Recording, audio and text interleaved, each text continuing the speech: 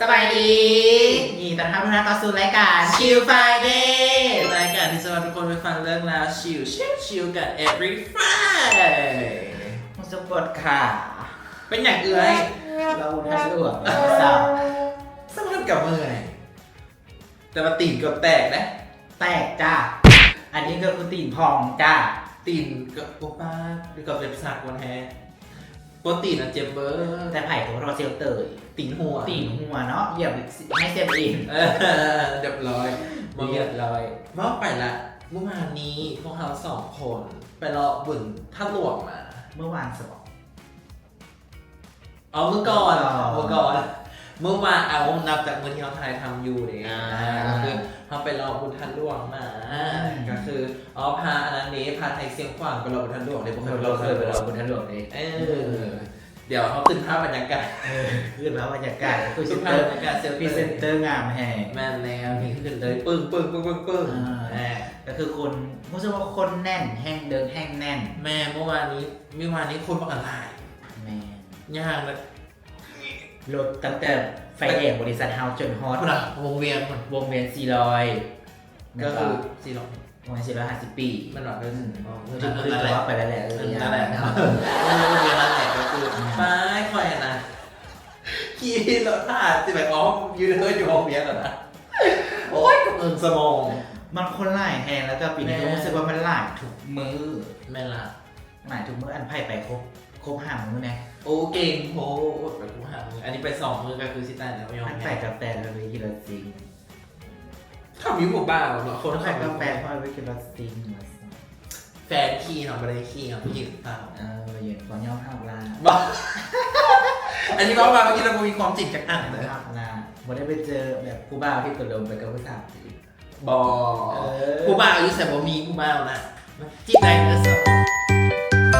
น่าจะยังนะกับสิ้นสุดกันไปกับเทศกาลท่านหลวงเทศกาลประจำปีก็ถือว่าคือขึ้นแห่งปีนี้ นั่นแล้ว คดึกคึกขนองได้คนหลายบูธก็หลาย ไปกับฮันเกียวแซ่บแห้ง ถือทันเกียวแซ่ แห้งแต่ว่าอันหนึ่งอย่าเสือกความกระเทยเราเป็นเรื่อง ห้ามนำก้นกระเทยเด็ดขาด พาหลงตะบือนะ นั่นแล้วอย่างอย่างเดินจะพาซอฟทางออกมาได้ ขั้นเข้ารับทางท่านหลวงหันกันได้ละเขาจะจบแบบบอกเลยก็เลยอย่าง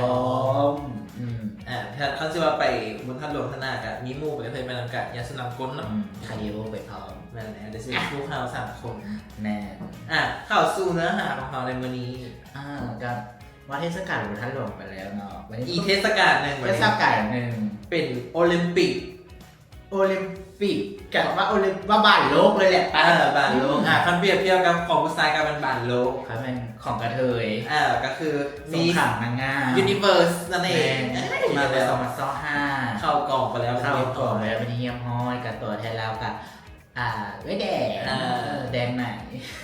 แฟนแรงเฟอร์ กับเพิ่นก็เข้ากล่องไปแล้วตัวแทนประเทศเราก็เข้ากล่องไปแล้วแล้วก็หลายๆประเทศก็ได้เข้ากล่องแล้วรวมตัวประเทศไทยแต่ว่าปีนี้รู้สึกว่าอยากติดตามมวลมันหน่อยนึง ตั้งแต่เข้ากล่องเนาะว่ามันจะมี100 วันทันเหตุการณ์100 วันทันเหตุการณ์ จากอินปีจากเจ้าของลิขสิทธิ์กับโอ้นะแต่พูดว่าหลายบ่ได้ผู้ใดอยากงงกับมันเข้าไปติดตามข่าวสารได้เราตามช่องทางโซเชียลต่างๆก็คือสามารถเข้าไปอ่านเรื่องราวเหตุการณ์ได้แล้วกันคอยเป็นกำลังใจให้กับตัวแทนของประเทศลาวเฮาหน่อยแดงยังบ่ได้ประกวดจำมวนแล้วตัวลาวหุ่นเฮาแล้วท้ายเดือนนี้เนาะมันก็จะประกาศมันก็จะประกวดน้องไฟน้องแล้วเขาก็จะมาลุ้นกันว่าใครจะเป็น Miss Universe ประจำปี2025เนาะเป็น Miss Universe คนที่74นั่นเองกับเบิ่งนางงามก็บ่ได้เบิ่งแต่ความงามเท่านั้นแล้วมันก็ได้ผู้หลายอย่างแม่บางคนอาจจะว่าเบิ่งนางงามกับมีแต่ผู้หญิงไปใส่ชุดบิกินี่ใส่ชุดลาติแต่งหน้างามๆย่างในเวทีซื่อๆจากนั้นก็ได้มงละบ่แม่นเด้อเจ้านางงามณปัจจุบันนี้เขาจะแข่งกันเรื่อง mindset นะการแข่งกันหลายอย่างเนาะกับเบิ่งองค์รวมเบิ่งการการพรีเซนต์สูตรการพรีเซนต์ตัวเองทัศนคติการเมาส์กันจ้าบุคลิกempowerment เจ้าเป็นอะไรพรีเซนต์ประเทศเจ้าได้ได้จะเป็นว่าเป็นทูตวัฒนธรรมอันหนึ่งมันแล้วการไม่ว่า โชว์ความสามารถด้านอื่นๆนั้นนอกจากความงามเราก็จะได้เห็นอะไรล่ะผู้ใดเรียนรู้ทางเรื่องภาษาเนาะเบื้องนางงามมันก็จะได้ภาษาหลายภาษาเลยภาษาละตินภาษาอังกฤษสิ Guardianeto era Puerto Rico แล้วก็จะได้พูดเรื่องภูมิศาสตร์อย่างต่างๆประเทศนี้อยู่ไซด์แล้วก็เรื่องการเมือง บางประเทศก็บ่ฮู้สำได้ว่ามี นั่นแหละ บ่เคยได้ยินก็ได้ยิน ครับผู้ใดว่าติดตามนางงามก็จะรู้จักประเทศนั้นประเทศนี้หลายขึ้นรู้เรื่องภูมิศาสตร์เรื่องการเมืองเรื่องความเป็นไปภายในประเทศของมันจะนำสิกับแมนไม่ได้เบิ่งแต่ความงามนะฮะ รัสเซียผ่าน ยังบ่เห็นให้แบบว่าจับใจความเถอะตอนนี้ยังบ่มียังแบบยังเก็บไว้อยู่ เวเนจ้ะอินเวเน เวนี้ก็คือเลิศแน่ จิมแห่งกายยามของมาอ่ะมาเรื่องนางงามไปละ ต่อไป เอาเรื่องที่ทุกคนสามารถเบิ่งได้แบบเป็นแต่ผู้หญิงผู้ชายเบิ่ง แม่แล้วตรงนี้เลยแนะนำซีรีส์ ซีรีส์ เป็นซีรีส์ที่มาหากันมาได้ประโดดเป็นซีรีส์จากประเทศเกาหลีใต้ โอ้ มีชื่อเรื่องว่า Genie Make a Wish จินนี่จ้ะจินนี่จ้ะออกมาเลเลเลมังกาเลเลเลมังกาจินนี่จ้ะจินนี่จ้ะ จะเป็นเรื่องราวเกี่ยวกับตะเกียบ มาแล้วซีนี่สาวน้อยตะเก่งแกเอาแต่ว่าอันนี้เป็นเวอร์ชันเกาหลี อ๋อ แต่กับเนื้อเรื่องมันจะไม่ได้เป็นคือซีนี่ต้นฉบับจะไม่ได้คือ อลาดีน แม่ไม่ได้เป็นแบบนั้นแต่ว่าความเป็นจีนี่ความเป็นตะเกียงเนี่ยมาใส่ก็จะมีเหตุการณ์วุ่นวายเกิดขึ้นก็คือนางเอกนี่นะอยู่ทะเลทรายอยู่ต่างประเทศแล้วไปเตะสะดุดตะเกียงเนี้ยขึ้นมา หัวซุปที่สายตาย แม่ตาย นี่มันแบบ มันจะตายในตัวเรื่องอะไรนะคือแล้วก็มีบังเอิญไปถูตะเกียงเราแล้วก็มีจีนี่ออกมาเป็นผู้ชายผมยาวผมห่างหน้าตาดีคุณดี คะแนนว่าถูกได้เล็ก6ตัว อันนั้นจะเป็นในประเทศลาวของเนาะเห็นแบบนั้นแล้วก็จีนี่ตัวนี้นี่เป็นจีนี่ที่มาสั่งมนุษย์แห่งอยากเอาวิญญาณมนุษย์ไปลงนรกแล้วก็ต้องการที่จะหลอกล้อให้กับคนที่ถือตะเกียงนะทำการขอพรในครบ3ข้อจะได้เอาวิญญาณกระซ่าไปลงนรกได้แต่เผอิญมานางเอกนะเป็นคนที่แบบว่าไม่สนใจเรื่องพวกนี้มันก็เลยเกิดเหตุการณ์วุ่นวายที่ว่าจีนี่นะต้องหลอกล่อนางเอกต้องได้เห็นกันไหนก็ได้ให้นางเอกเขานี่นะขอพรซึ่งสุดท้ายแล้วนั้นนางเอกจะขอพร3ข้อตามที่จีนี่ต้องการวันนี้ก็ต้องไปติดตามเบิ่งอยู่ที่แอปแดงบ่แม่นแอป YouTube เป็นแอปเบิ่งหนังสีแดงสามารถเข้าไปติดตามกันได้นั่นเองโอเค ต่อไปมันนี่นะต่อไปก็จะเป็นเรื่องราวอย่างเนาะบ่เห็นสคริปต์เนาะจะเป็นร้านคาเฟ่เป็นร้านอาหารเป็นร้านอาหารร้านคาเฟ่แล้วก็มีของหวานนะเป็นโดนัทที่มีชื่อเสียงเนาะก็คือร้านโดแอนโคนั่นเอง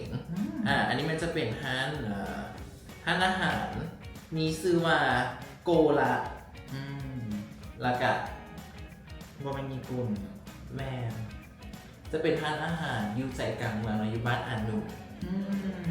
มันก็จะมีอาหารอยู่หลากหลายอย่างเราเป็นแต่แซ่บและที่สำคัญกันมันเพิ่นน่าจะโคกันเนาะกับร้านโดนัทที่มีชื่อว่าโดแอนโคที่ว่ามีสาขาหลักอยู่ยังก่อนเรื่องอย่างสมอนว่าที่ว่าเขาเคยกินตอนนั้นน่ะที่ว่าโทมัสเคยซื้อมาให้เรากินอันนี้บ่ฮู้ยังไงโทมัสซื้อกินอีกจริงๆ please โทมัส please ประมาณนั้นก็คือผู้ใดที่ว่าอยู่แถวนั้นเนาะอยู่ใจกลางเมืองเนาะการไปไกลมาก็ลองไปซิมอาหารเบิ่งได้แล้วก็โดนัทกับการันตีเลยเนาะว่าแซ่บแฮงโดแอนโคนี่ขึ้นชื่ออยู่ไรเนาะกับไผ่ฮานการถามซื้อโดนัทเนาะอย่าถามซื้อขนมครกเพราะว่าพวกนี้บ่มีขายแต่โดนัท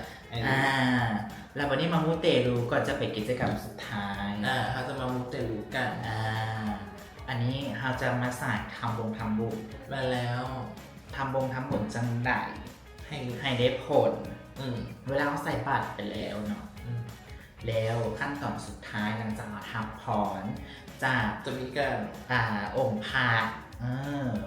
เขาก็จะมีการหยาดน้ำแล้วคนส่วนหลายมักหยาดน้ำผิดพิธีแล้ววันนี้เลยเขาก็เลยจะมาแนะนำวิธีการหยาดน้ำจะไหนให้ได้ผลอันดับแรกเนาะเขาจะบอกหยาดน้ำลงไป ดินโดยตรง อ๋อ เขาจะไปเอาใบไม้ที่สะอาดวางใส่ดินก่อน หลังจากนั้นให้ตบดินหรือว่าเอามือแตะดิน แล้วก็หยาดน้ำลงไป ก่อนที่เราจะหยาดน้ำเขาก็ให้บุญกุศลนี้ ให้ญาติธรณีจำจือข้าพเจ้าซื้อตึงขออุทิศบุญกุศลให้กับพ่อแม่ซื้อตึงแต่ขอห้ามว่าอุทิศบุญกุศลนี้ให้กับเจ้ากับนายเวร อ๋อห้ามเลย บอกให้ใช้ว่าอุทิศให้เจ้ากับนายเวรให้ว่าหากว่าไผ่ที่ข้าพเจ้าเคยปฏิบัติอันดีหรือบ่ดีให้กับผู้นั้นเจ้ากรรมนายเวรข้าพเจ้าขอให้หากรู้ถึงบุญกุศลที่ข้าพเจ้าได้เฮ็ดไปแล้วก็ให้เป็นส่วนหนึ่งในบุญกุศลนั้นแต่ห้ามว่าให้อุทิศให้ข้าพเจ้าเป็นส่วนหนึ่งในบุญกุศลที่เราเฮ็ดซื่อๆแล้วก็ขอตัดเวรตัดกรรมตั้งแต่ชาตินี้แล้วก็ชาติต่อไปชาติหน้าเนี่ยอดีตชาติกันเว้าไปทะเบียนอย่างประมาณนี้เพราะว่าเขาว่าอุทิศให้ย้อนมาอันนี้เนาะฟังจากของพุทธอุเดียนว่าคันอุทิศให้บางเธอจะกรรมก็เข้าใจนะว่าคำว่าเจ้ากรรมนายเวรคันสมมติว่าเขาจะทันเขาได้ทันอันนั้นก็คือเราจะใช้คำอุทิศบุญกุศลให้กับพ่อแม่ลุงป้าอาภาทางหันได้แต่ว่าคันแม่นเจ้ากรรมนายเวรทันแม่นบอกให้เบาโอเคก็เป็นของโมเมนต์ใหม่เพราะว่าปกติเขาอยากน้ำไปเลยแล้วก็อธิษฐานอวยพรอุทิศอย่างก็กันไปครับแต่ว่าบ่เคยตอนในมันเต้นใบอีกให้ว่าให้ญาติธรณีนะเป็นพยานโอเคนี่เดี๋ยวเราค่อยให้คุณให้ประมาณนี้บางคนมันกระตบดินบางคนมันกระเอามือแตะแล้วก็อยากจะให้อยากใส่มือเขาให้ใส่ใบไม้ประมาณนี้ก็เป็นเคล็ดลับอันหนึ่งในการที่ใส่มักบุญว่าไม่มีตะมูแต่จะใส่ทำบุญของเขาเราเห็นอยู่แล้วเป็นว่าประเพณีอยู่แล้วกับเราเห็นเบิร์กับอีกอันหนึ่งคันมูน้อยอยากตัดเพื่อออกจากชีวิตน้อยมูน้อยอยากนำความขัดอันนี้ก็คือคันสมมติว่าคนบ่มากคนนี้ค่อยโพสต์ว่าเขาจะตัดแล้วก็ว้าวสุดความขัดลงดินเลยแบบว่าอันนี้ก็คือแบบแห้งที่สุดเลยบอได้แซงแต่ความหมายคือขอให้ตัดออกจากกันบ่อยากเกี่ยวข้องอันนี้ความขัดเลยโอเคจะลองไปเบิ่งแต่เราเห็นซึ่งผู้บางหลายได้นิดหน่อยเขาเห็นใช่เขาอันนี้เสื้ออะไรอยู่เขาเคยเจ็บหายเป็นกระเทยตัวนี้น้องถ้ากินหลายได้กินข้าวถ้วยใหญ่ได้กินเปิดถ้วยใหญ่ได้บัดนี้สุดท้ายอาทิตย์ที่แล้วเขามีกิจกรรมฮาโลวีนมาแล้วกับเห็นผลตอบรับค่อนข้างดีแฮงเป็นปีแรกที่เขาเห็นมีการประกวดผู้ใดแต่งฮาโลวีนมาซึ่งในวันนี้เขาได้มีการตัดสินกันไปเรียบร้อยแล้วก็ผู้ใดได้รางวัลที่1 ข้อที่11บาท11รางวัลและในวันนี้พวกเรา2 คนจะมาแจกรางวัลแล้วก็จะมาประกาศผู้ชนะนั่นเองแล้วเราก็จะไปเบิ่งนำกันเลยว่าผู้ชนะรางวัลที่1จะแม่นไผเดี๋ยวเขาจะเอานับจากรางวัลที่11มาแม่นแล้วโอเคค่อยตื่นเต้นอยู่ตุ๊กรางวัลจะเป็นของเราทันทีถูกต้องง่ายนะเตรียมภาพบรรยากาศจะเป็นจังได๋ครับไปเบิ่งพร้อมๆกันเลยโอเคตอนนี้เราอยู่ที่ชั้น8แล้วซึ่งเรา2 คนจะมามอบรางวัลจะมาเป็นเซอร์ไพรส์เราจะมาบอกก่อนเนาะคือเดี๋ยวจะส่งรางวัลก่อนนี่ผู้ที่มาแล้วรางวัลที่เขาจะมาย้ายเป็นอันแรกก็คือเป็นรางวัลอันดับ10เนาะผู้ชนะรางวัลอันดับที่11รางวัลที่10กระจอนไทยมี2 คนก็จะส่งฮู้กันมาเป็นครูนั่นก็คือไอโดแล้วก็ไอคำแพงนั่นเองเดี๋ยวเขาจะไปเบิ่งแล้วกันว่าเขาจะอยู่บ่ถ้าสมมติเพราะว่าเขาจะส่งผลค่อนข้างที่จะ BC มีเรียกหลายถ้าสมมติเขาจะบ่อยู่โตะกับแมนของรางวัลนี้จะเป็นของเขา2 คนไปโดยปริยายโดยอัตโนมัติถูกต้องไปเดี๋ยวเขาไปเบิ่งกันเลย Happy Halloween อยู่พอดีเลยเดี๋ยวเขาไปหาโอเคคนนี้เป็น ขออนุญาตเด้อ โอเค และตอนนี้เราอยู่กับสมหน้าผู้ที่ได้รับรางวัลชนะเลิศอันดับที่10จากแคมเปญฮาโลวีนของเรานั่นเองสุดท้ายแล้วมันบอกสิบ อันดับที่10แม่นแล้วก็คือไอดอลและกายคำแพงเขานี่เองก็เสียงตบมือแด่โดยขออนุญาตลุกขึ้น ไปได้ห้ามหูฟัง แบบให้เข้าใจโอเคแล้วเนี่ยคือสมหน้าผู้ได้รับรางวัลของเราเย้ โอเค ขอสัมภาษณ์ความรู้สึกแนวโดยรู้สึกจังไหนเนาะ ไม่อย่างคือแต่ง รู้สึกดีใจเนาะดีใจที่ว่าได้รับรางวัลกิจกรรมดีๆแบบนี้ ปีหน้าเอาอีกบ่ไอ้ แน่นอน เขาเห็นไอดอลแต่งถึงกระหัง บอกว่าปีหน้าแต่งเป็นซูเปอร์ฮีโร่ ใส่กระด้งได้เนาะกระด้ง4 อันจังบอกกันกระด้ง4 อัน มาแล้วเห็นเบื้องละสอง ได้ โอเคเดี๋ยวปีหน้าหาเบิ่งสุดของไอดอลเด้อ โอเคจัดไป โอเคถามไอ้คำแพงในรู้สึกจังไหนเนาะ ก็ขอบใจเนาะที่ทางทีมงานของเรามีงานประกวดฮาลาบินแบบนี้รับรองว่าปีหน้าจะเข้าประกวดเอาเลิศกว่านี้แน่นอน โอเคอันนี้ ขอบใจ โดยเข้าใจหลายเด้อเข้าใจในความยินดีนะเดี๋ยวเขาไปเบิ่งอันดับที่9กันต่อโอเค ตอนนี้เนาะแม่นที่เห็นเขาถือกล้องเองบ่แม่นอย่างไรเพราะว่าตากล้องเขาได้รางวัล ได้รางวัล และผู้ที่ว่าได้รับเพิ่นได้รางวัลอันดับที่8ที่8คนได้อย่าง ได้เป็นรางวัลเป็น Power Bank Sanrio เนาะก็คือตากล้องสุดหล่อของเขานี่เองนี่ขึ้นรูปเลยก็คือใส่สุดมาพร้อมเลยใส่สุดมันนั้นมาพร้อมเลย ใส่สุดนี้เลยได้ อันลุกขึ้นให้แน่เราว่าตันหัวตันหน้านี่เรียกไม่เลยจับต้นแทนมันงาน รู้สึกจังไหนรู้สึกจังไหน ก็ ทีมไทยหูกระสอบแป๊บ รู้สึกดีใจเนาะที่ได้ครับของขวัญหรือว่ารางวัลจากทีม มันน่าแต่งเป็นผีอย่างมัน ที่ลดลม เมื่อนั้นบริแต่งรถล้ม ก็คือเป็นบอมแมนเอฟเฟกต์เนาะแต่ว่าเป็นของแท้เลย ก็เปิดเข้าทีมแล้วก็เลยได้ไป ได้รางวัลนี้เป็นเลยไม่อย่าง เป็น power bank เอาเป็นหูฟังก่อน ตกลงนี่ power bank เป็น power แบ bank งเลยก็ตีกันอีก โอเคดีใจนำเด้อตากล้องเฮา มาจับกองต่อ จับกล้องต่อเลยวันนี้ ชนะเลิศอันดับที่7จากการประกวดฮาโลวีนได้แก่ พี่ตุย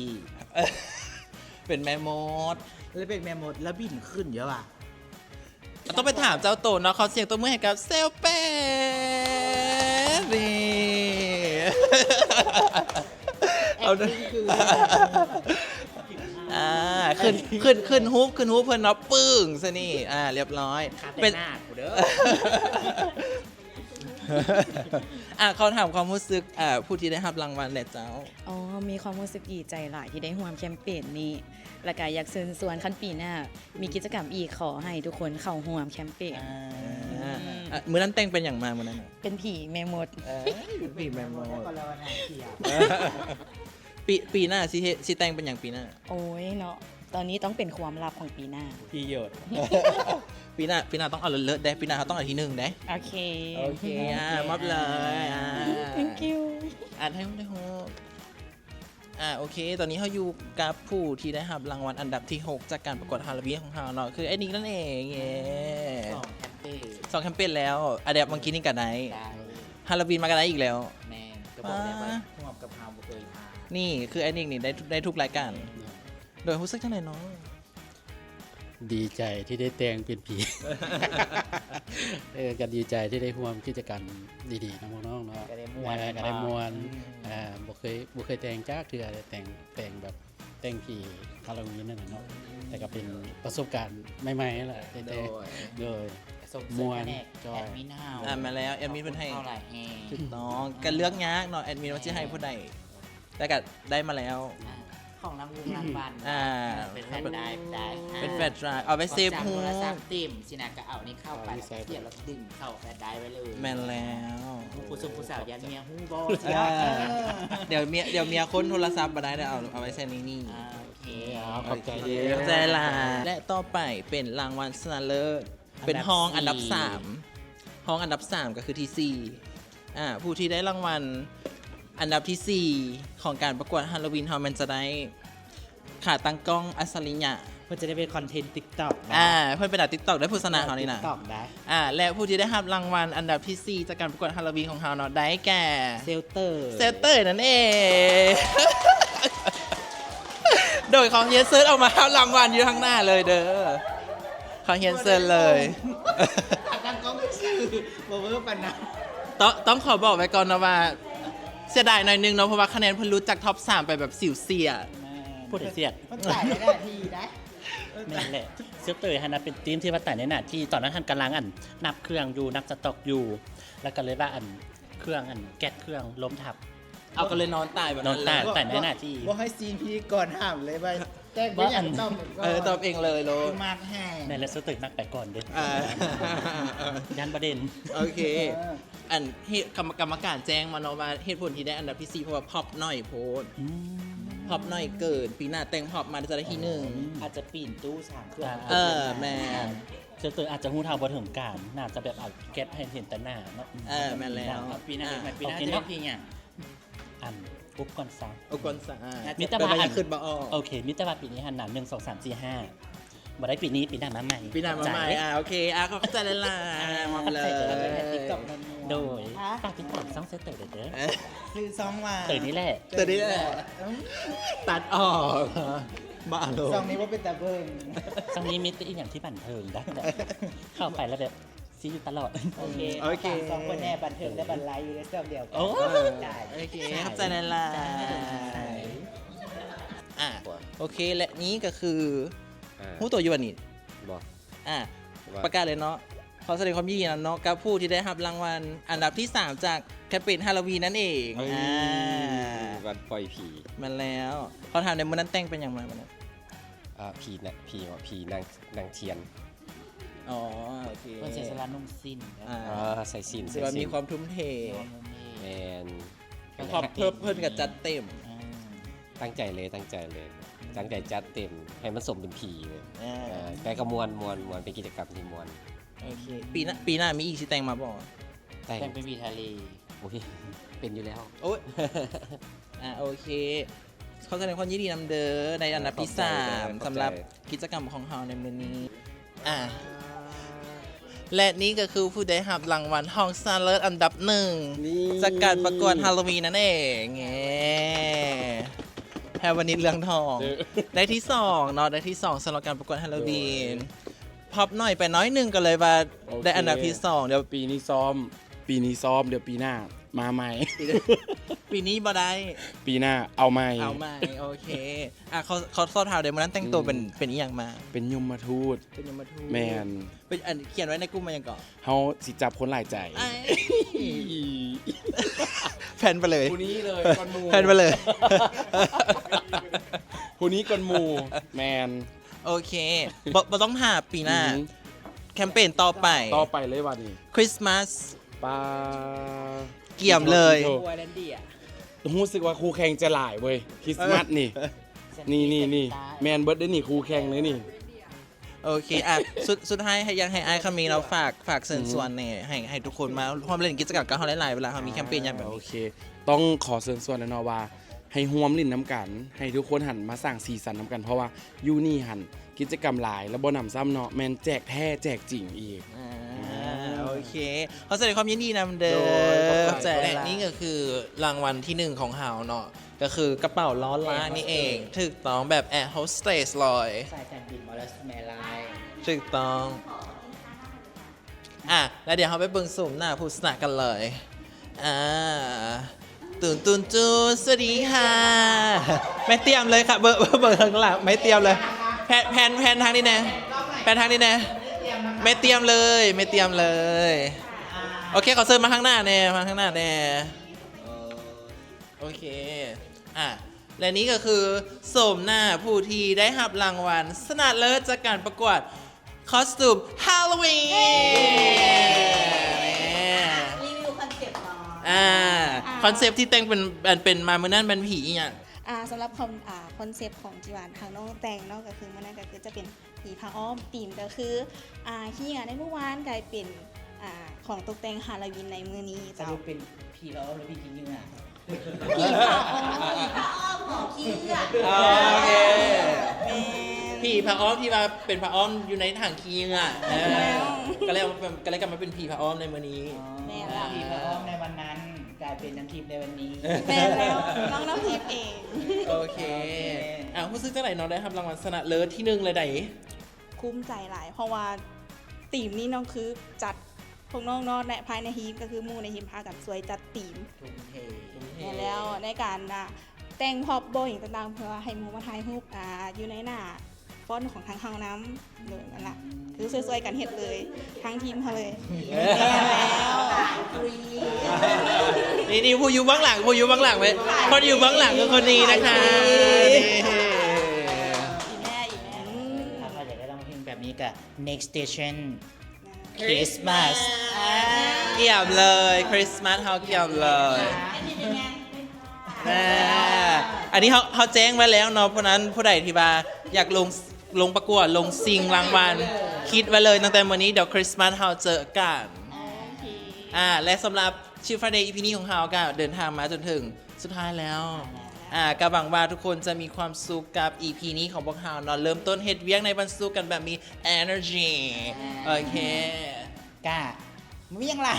กับพี่แรกกันเลย พบกันใหม่ใน EP หน้าสำหรับวันนี้หมูน้อยบ๊ายบาย แอนสนิมาเบย ต้องขอกล่าวคำว่า สบายดี